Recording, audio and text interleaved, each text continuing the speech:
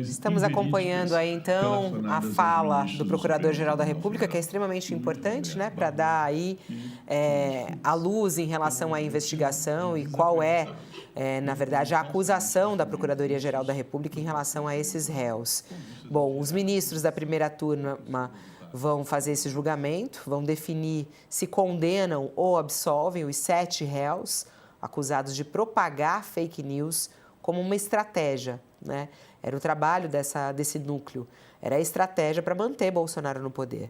É o primeiro julgamento da tentativa de golpe sob a presidência de Flávio Dino, ele que está na presidência da primeira turma, e também o segundo da trama golpista. Bolsonaro e mais 7 aliados já foram condenados pelo Supremo, conforme acompanhamos no julgamento que aconteceu em setembro. A sessão foi aberta com a leitura do relatório pelo ministro Alexandre de Moraes, que é o relator do caso, e agora a gente está acompanhando o Paulo Gonet, responsável pela acusação, fazer a sua manifestação. Depois, a defesa de cada réu, em ordem alfabética, vai ter 1 hora para apresentar seus argumentos.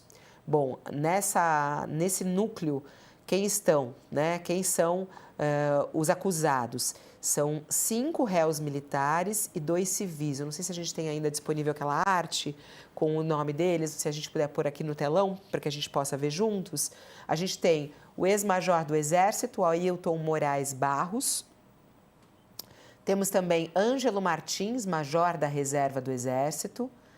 Carlos César Rocha, presidente do Instituto Voto, do Instituto Voto Brasil, está aqui. Tem também o Giancarlo Rodrigues, subtenente do Exército, Guilherme de Almeida, tenente-coronel do Exército, Marcelo Araújo, agente da PF, e Reginaldo de Abreu, coronel da Reserva do Exército.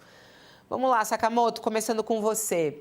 Alguma dúvida de que eles vão realmente ser condenados ou não? Bem, a gente precisa saber quem desse grupo pode ser condenado ou não, mas há muitos subsídios, há muitos elementos para condená-los, até porque uma das bases de todo o processo golpista levado a cabo por Jair Bolsonaro, generais e tudo isso mais, foi exatamente a disseminação de notícias falsas sobre o sistema eleitoral, sobre as urnas eletrônicas, sobre a totalização de votos no TSE.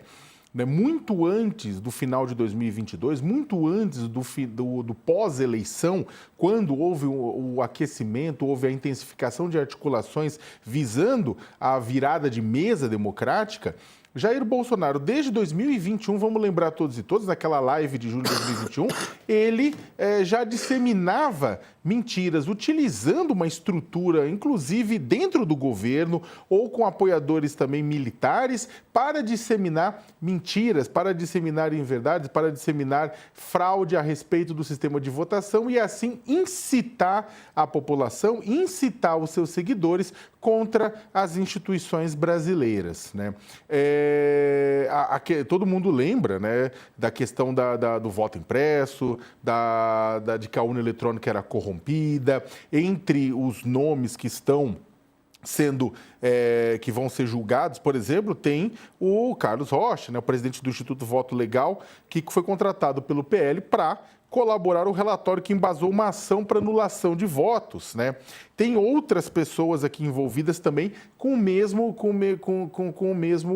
objetivo. O interessante é a presença, Fabiola, a quantidade de militares nesse processo, ou seja, esse ataque à credibilidade do sistema eleitoral foi uma ação militar. É claro que não teve a anuência da cúpula das Forças Armadas, que vimos, inclusive, que acabou não pulando no barco do golpe, né? Mas isso aqui é uma ação militar. Uma das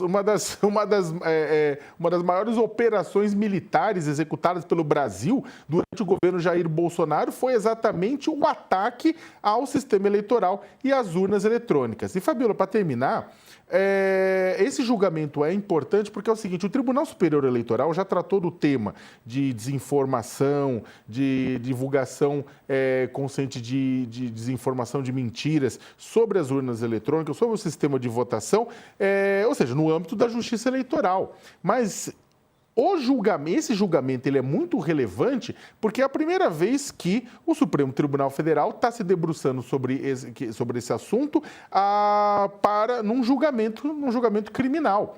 Então, a decisão da primeira turma pode gerar uma jurisprudência a respeito do tema para outros casos em todo o Brasil. Não é um leading case, mas isso aqui claramente, a depender do que acontecer, a depender dos votos da primeira turma, né, e das condenações, pode sim gerar uma jurisprudência.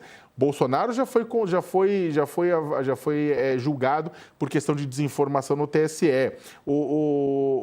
Acho que o Fernando Francischini, se não me falha a memória, Fernando Francischini, o ex-deputado, também, né? Agora é uma questão criminal dentro do STF que pode dar um norte para outros casos semelhantes daqui para frente, Fabiola. Como você falou já sobre o papel disso, ontem, quando a gente trazia aqui essas informações, falaram muito sobre a falta de alguns nomes nesse núcleo. Por que Carlos Bolsonaro não está nesse núcleo, hein, Sakamoto? Então, né, tem não só o Carlos Bolsonaro, como tem outros nomes da família Bolsonaro que ficaram de fora desse núcleo, né? O Carlos Bolsonaro, que foi apontado, inclusive, pela CPMI, né, das fake news, né, como um dos responsáveis, como a grande cabeça por trás da máquina de produção, do gabinete do ódio, do chamado gabinete do ódio, da máquina de produção de mentiras e de ataques contra adversários, contra críticos ao governo Jair Bolsonaro, né? Ele não aparece. As investigações, elas não, pelo menos não houve indiciamento, não houve depois nem denúncia por parte da Procuradoria-Geral da República. Não só, a família Bolsonaro também passou incólume com relação ao Eduardo e Michele.